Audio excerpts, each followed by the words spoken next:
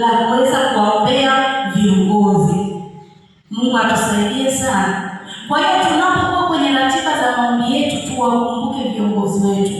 Mtamke mchungaji wako, tamka wazee wa kanisa, tamka wale viongozi wa idara. Mungu atusaidie sana. Kwa hiyo kuna umuhimu wa kuwaombea viongozi wetu. Lakini umuhimu wa pili, ili nchi iwe na amani. Tumeshaangalia hicho kitabu Timotheo wa kwanza sura ya 2 mstari wa 2. Anasema ya kwamba tunapowaombea viongozi wetu, maana yake nchi itakuwa na utulivu na amani.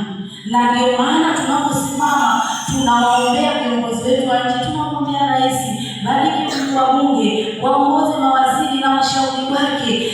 Maana yake tunataka nini? Ili nchi yetu, ili ndani ya nchi yetu tuweze kuishi maisha ambayo ni ya utulivu na amani. Kwa sababu bila amani maisha yanakuwa ni magumu. Tunaona huko duniani namna watu wanavyoteseka. Tunaona vita vinavyoendelea. Maisha ni mabaya. Mzazi hujui mtoto yaani ni vilio, ni mateso. Yaani ni kwamba pale kila mtu anakuwa yupo kujiokoa mwenyewe. Lakini kumbe tukiwaombea viongozi wetu, maana yake